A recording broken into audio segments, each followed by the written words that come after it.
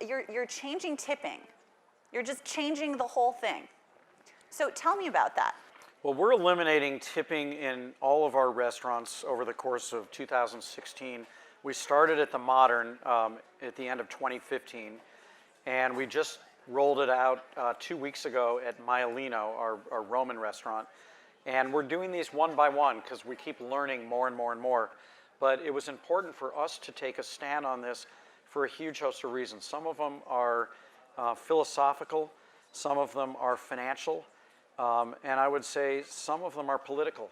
So let's start with the philosophical reasons. The philosophical reason to eliminate tipping is that it's one of the most demeaning practices in our entire society. If you're on the receiving end of a tip, it means that the person who's tipping you believes that you would not have otherwise been nice to them or given them good service or prompt attention at a bar or given them their coat back or whatever, or given them the coffee that they actually ordered if you had not left them a tip. And it's complete nonsense. And if you're the person who's performing that service and you are actually someone who takes pride in doing a good job at the thing you're doing, you don't want the other person to think that the only reason that you did a great job and suggested that bottle of wine is so that 2.5 hours later you could pick their pocket. Or you don't want to be, somebody who thought the only reason I actually brought you your coat back instead of some other guy's coat back is because you're going to, throw $3 at me and buy your coat back from me.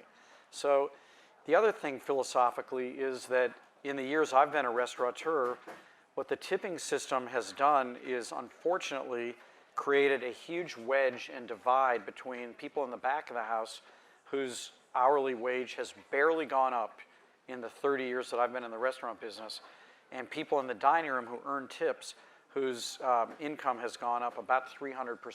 Because what a tip is, it's a multiplier of menu prices.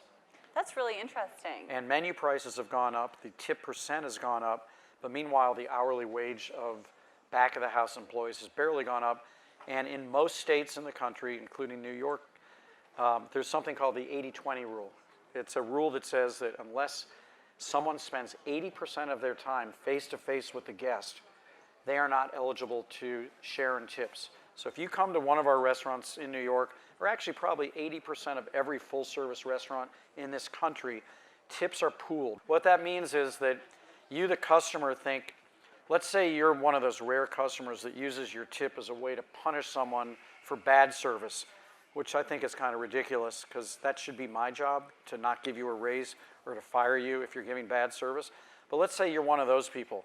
So now you leave 5% or 0% or 10% to prove a point, and you think you're really hurting that server. Well, you're really hurting everyone in the entire front of the house, because in a pooled house, everybody's getting that whack. Or if you're someone who thinks that you're going to get a better table next time because you're a big tipper, which is ridiculous because the reservationists are not allowed to share in tips.